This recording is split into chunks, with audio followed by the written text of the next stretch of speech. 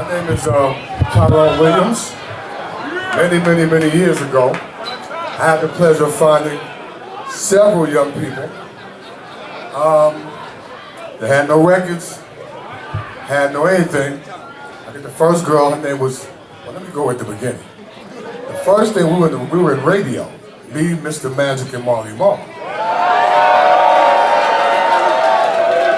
Hold up. Y'all are making enough noise for Mr. Magic's name. Mr. Magic, y'all.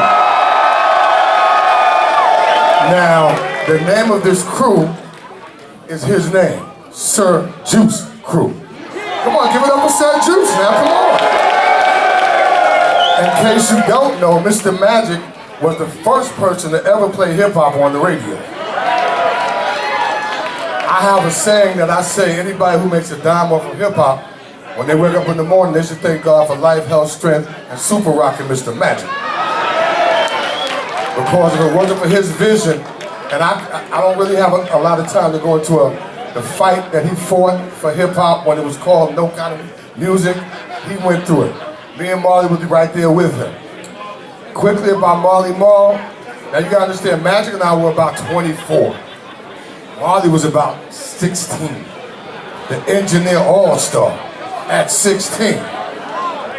This young fellow, he came in, I remember the first time he came in, he kind of looked at the big giant board in awe. But before it was over, he could take it apart and put it back together. Marley used to have our music, we'd have more bass than anybody on the station. We would pan. The chief engineer came in one night, how are you guys getting that sound? The rest of the station never gets it. Marley Marl. Marley Marl's a bad boy. All right. Then we had a little problem with UTFO.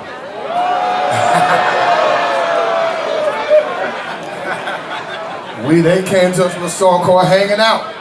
Mr. Magic said, nah, it's just B-side. Roxanne.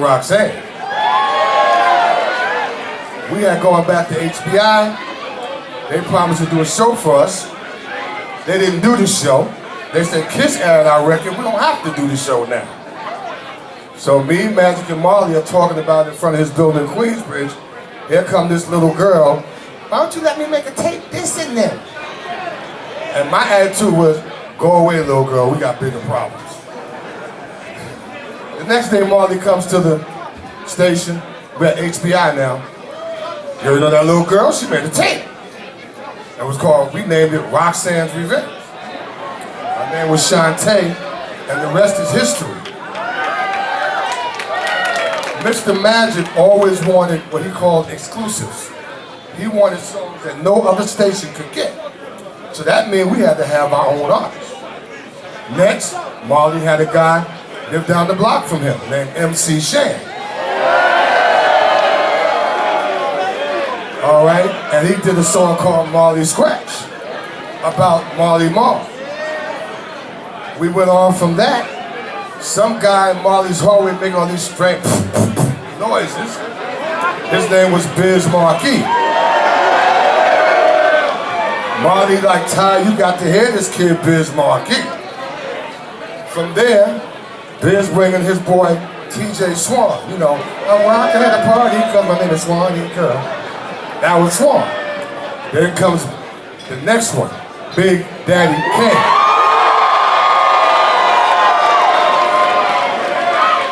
Also, before I go too far, there were two very little kids in Queensbridge. One's name was Craig G. The other one's name was Percy Chapman, AKA Tragedy. So the beginning of this crew had started. Now I want to tell you something. The Juice Crew didn't start there. Juice Crew really started at the Disco Fever. With Curtis Blow, Grandmaster Flash, Lovebug Starsky, Sweet G. Hold up. Hey, you forgot about Master A.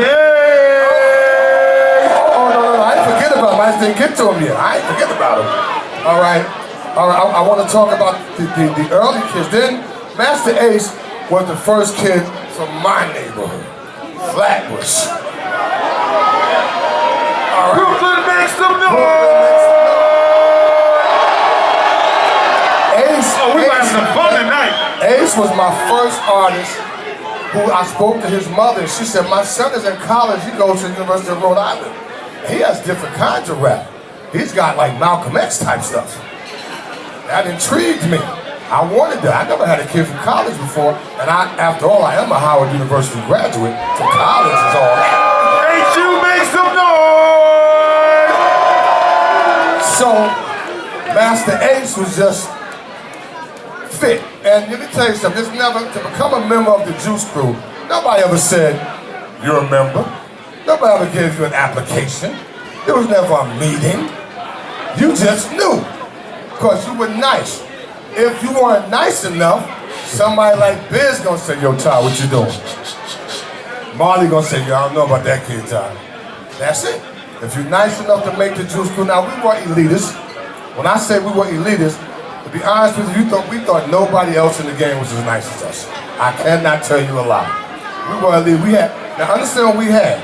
We had radio, then we started a label called Cold Chillin', and Cold Chillin' takes off. We got the #1 producer in the world in Marley Marl.